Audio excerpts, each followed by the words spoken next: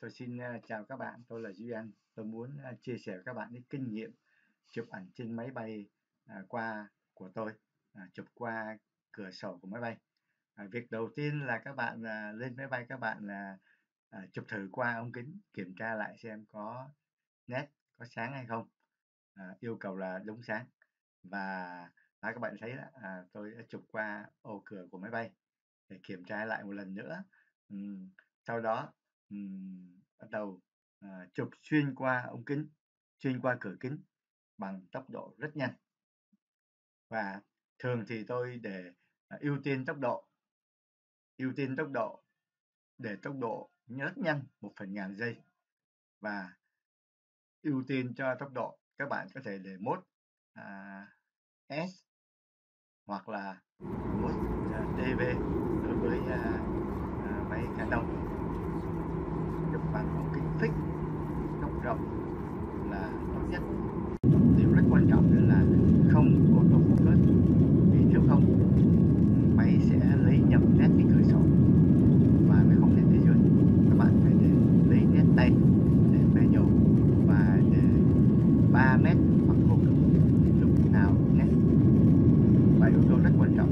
Tuy nhiên khi tới các bạn phải chùi ống kính, chùi cái cửa kính để cho nó trong lại và tưởng tượng đó là những filter thôi, và ta áp sát vào ống kính. Bạn thấy là máy bay khi nó bay nó rung lắc rất dữ dội. Nếu các bạn quay phim thế nó sẽ bị rung lắc và không nét. Do đó ta phải rất nhanh. Và thời điểm tốt nhất là lúc máy bay vừa đáp xuống và máy bay cất cánh lên.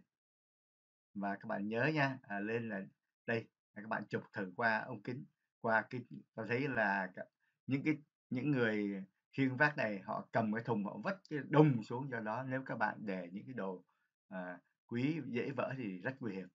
Tôi đã thấy những anh công nhân, người da màu thấy lên chứ không ai mà cầm và để nhẹ như mình.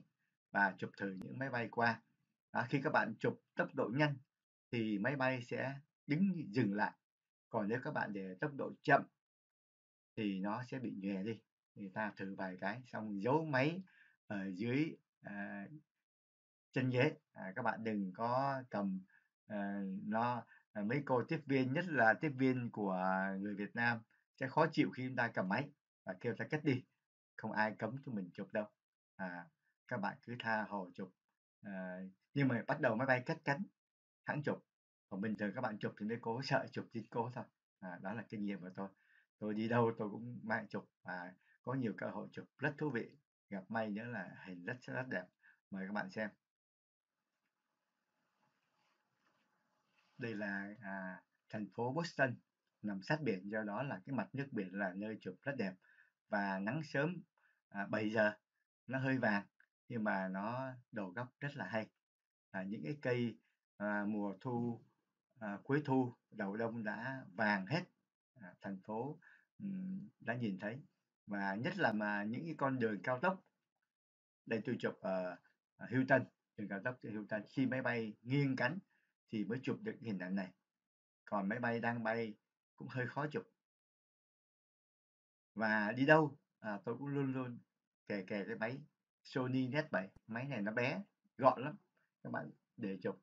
Và các bạn nhớ nha, ống kính fix, lấy nét tay, tốc độ 1/1000 giây là tốt nhất.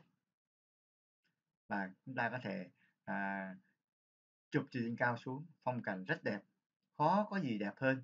Tại vì sao? Chúng ta không có điều kiện để mà thuê máy bay trực thăng để chụp. Thì ta tranh thủ những lúc đi máy bay ra chụp.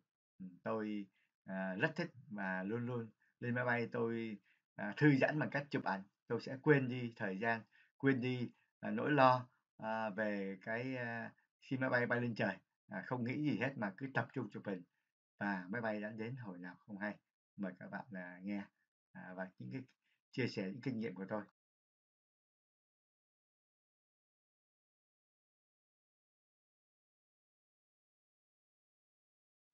Thưa các bạn, phương tiện máy bay bây giờ đã trở nên phổ biến và chụp hình trên máy bay không khó lắm nếu các bạn nắm vững kỹ thuật. Tôi thì rất hay đi chụp trên máy bay và đó là những cái lúc mà ngồi chán trường, chúng ta chia ống kính ra ngoài sẽ có rất nhiều bức ảnh rất là thú vị.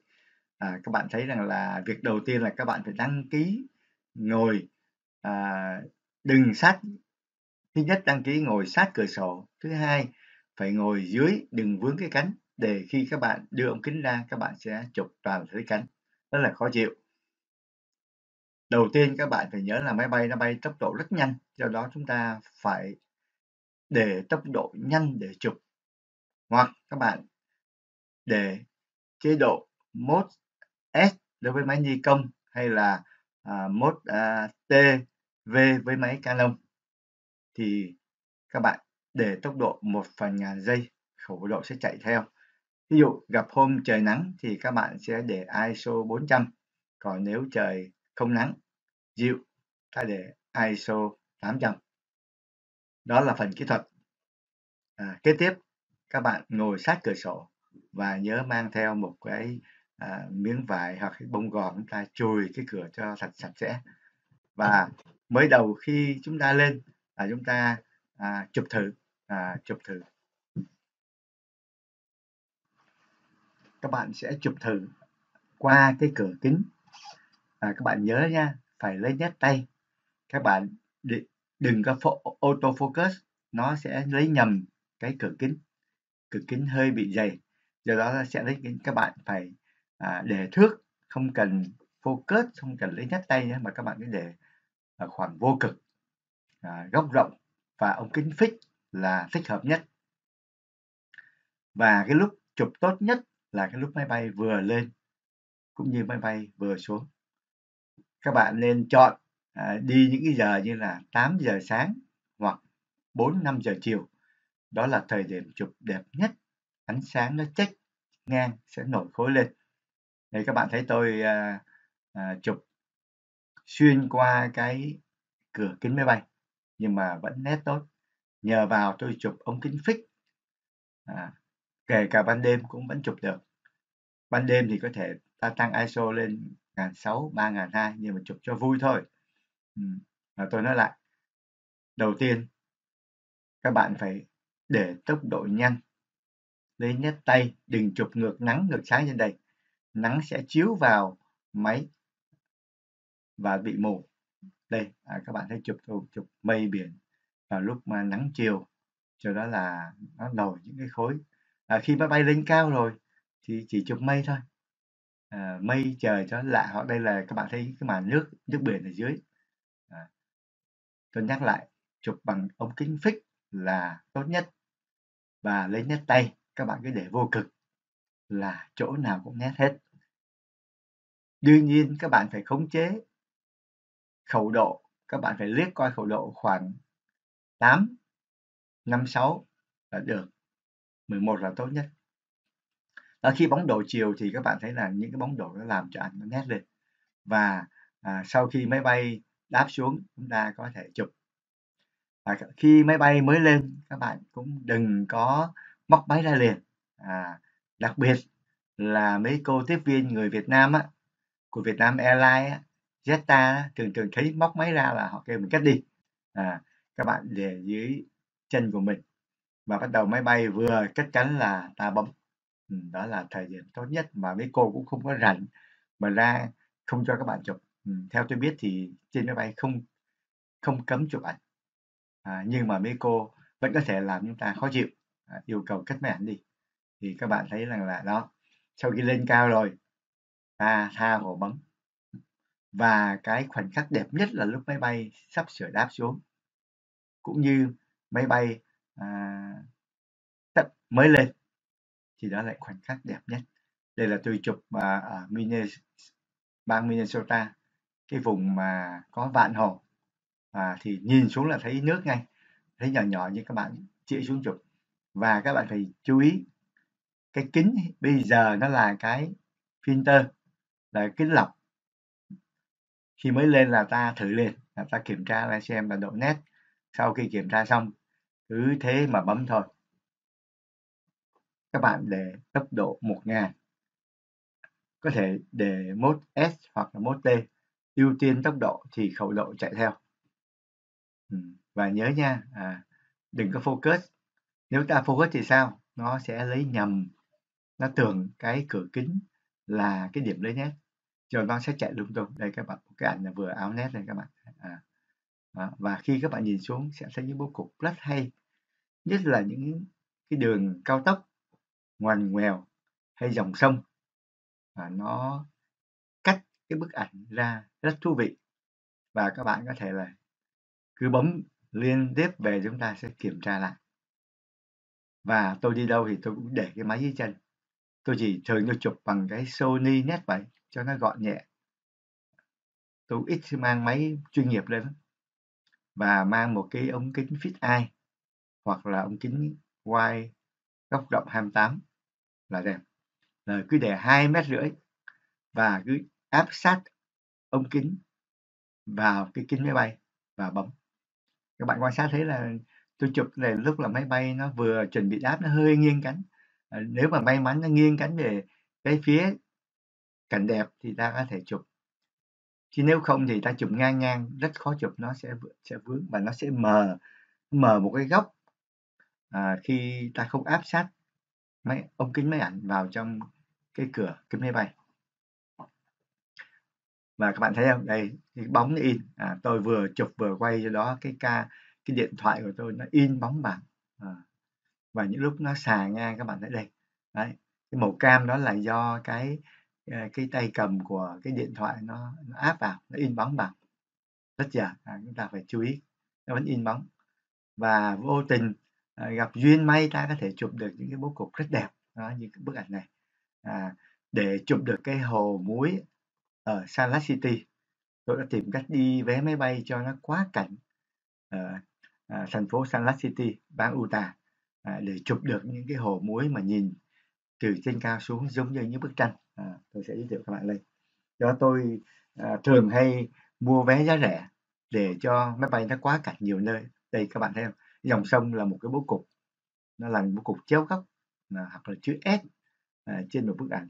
Và nếu phóng lớn ra các bạn thấy vẫn nét. Nếu trời nắng thì tôi ưu tiên chụp ISO 400 để làm gì? Để thí dụ tôi phóng lớn ra. Đây, nếu mà tôi chụp ống kính fisheye, tôi chụp thì thấy luôn cả cái cửa. Đó là tôi áp sát vô. Đây là cái hồ muối ở Salt Lake City. Khi chụp thì từ trên cao xuống giống như những bức tranh. Vì những hồ muối nó khi nó khô nó màu trắng lên. Và đây là cái đỉnh núi vào thu. Lá nó vàng hết. Nhưng mà hôm nay tôi không mang ống kính tele, do đó là chỉ thấy xa xa. Đây các bạn, để chụp được những hình ảnh ở hồ muối ở Salt Lake City, tôi đã phải là đặt vé máy bay cho nó quá cảnh Utah, để lúc lên và lúc xuống tôi đều chụp được hết.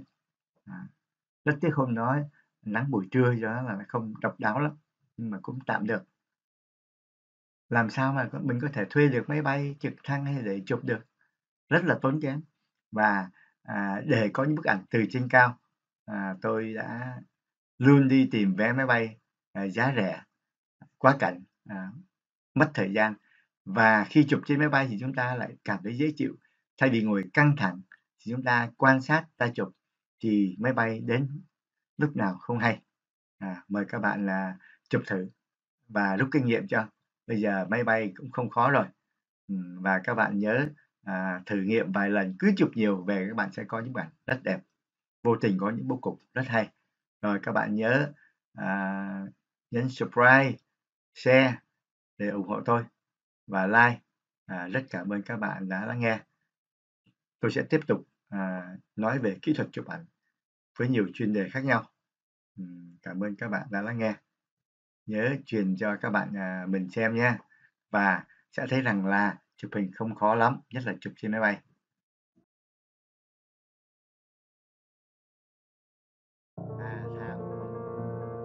Và cái khoảnh khắc đẹp nhất là lúc máy bay sắp sửa đáp xuống, cũng như máy bay mới lên.